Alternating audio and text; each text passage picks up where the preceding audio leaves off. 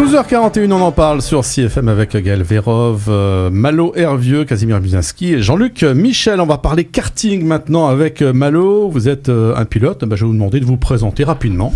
Donc moi je m'appelle Malo Hervieux, donc j'ai 16 ans, je suis au lycée Curie-Corot à Saint-Lô en terminale STMG. Et, STMG c'est quoi? Alors c'est Sciences technologiques du management et de la gestion. Donc, Merci. Tout ce qui est la gestion d'entreprise, etc. Ça se passe bien à l'école? Très bien, ça va. Je suis dans ma dernière année de lycée, prêt pour les études supérieures ensuite. Bon, la passion, elle est venue comment? Alors la passion, elle vient directement de mes parents, de ma famille en général. Donc ma mère était copilote en rallye avant que je naisse, et mon père était déjà pilote avant que je naisse aussi. Donc je suis directement né là-dedans, j'ai baigné directement dans le sport automobile dès que je suis tout petit. Donc dès que j'avais 1 an ou 2, j'allais aux courses avec mes parents. Bon, je me rappelle pas malheureusement. Oui, bien sûr. Mais je le sais très bien et les photos en parlent. À quel âge le premier volant en train de conduire? Alors, mon premier volant, il me semble que c'était pour mon anniversaire, pour mes 7 ans. Ouais. Donc, j'ai pu aller faire la première fois de ma vie du karting. Donc, c'était le karting de location à Avranches, il me semble.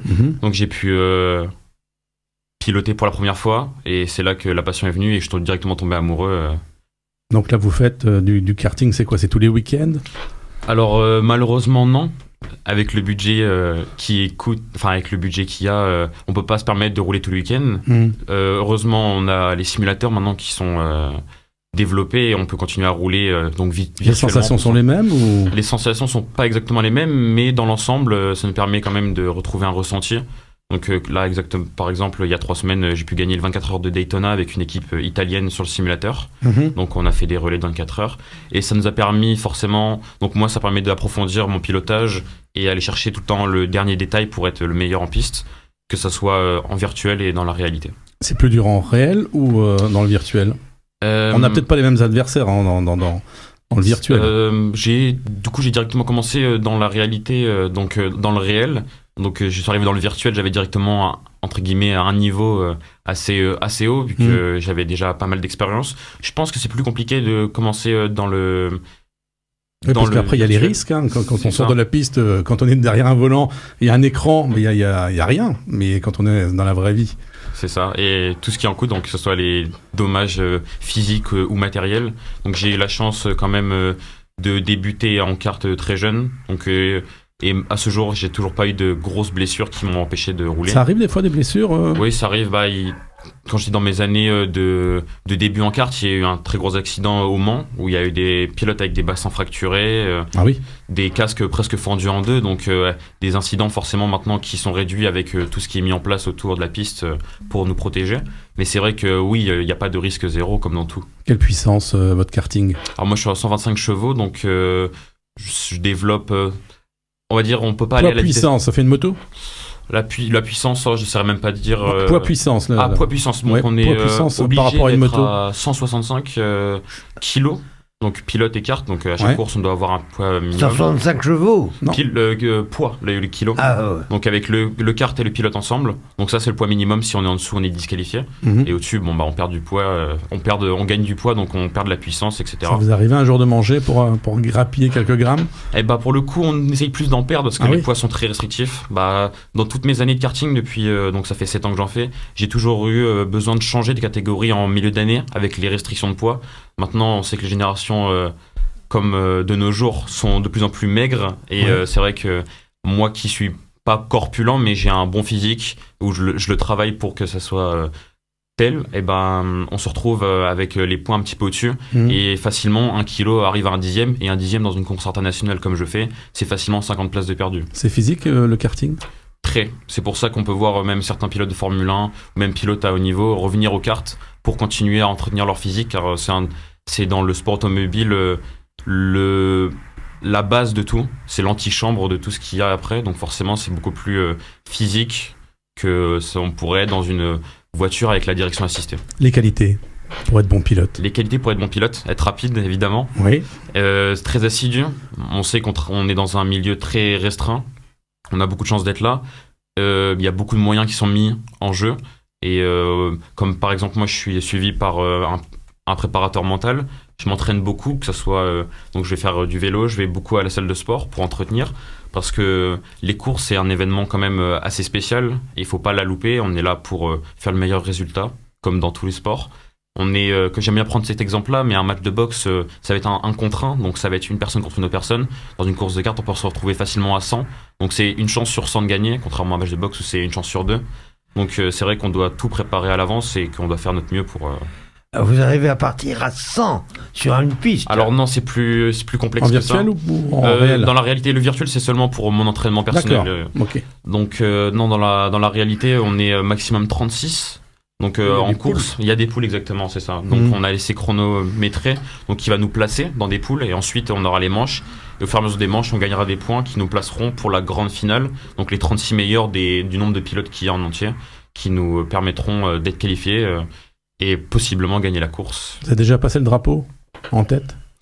Oui, c'était en Normandie, donc au parc, donc le circuit du parc, où donc c'était il y a quelques années en championnat de Normandie, j'ai pu passer en tête avec un bon nombre d'avance, donc je devais avoir une bonne vingtaine de secondes d'avance, donc c'est la course où je l'ai le plus dominé.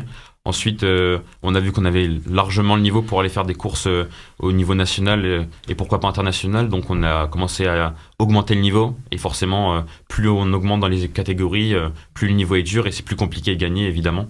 Mais la bagarre est d'autant plus belle. Est-ce que la frustration de perdre, ça donne un petit coup d'élan pour mieux piloter?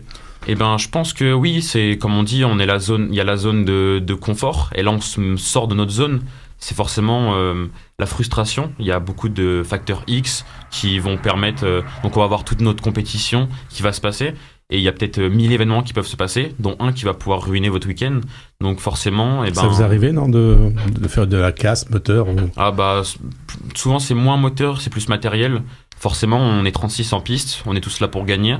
Donc du premier au 36e... tout le monde se bat pour, évidemment, faire de son mieux. Arriver en premier. C'est ça. Faut être mauvais perdant pour être un champion? Je pense que oui. Ouais.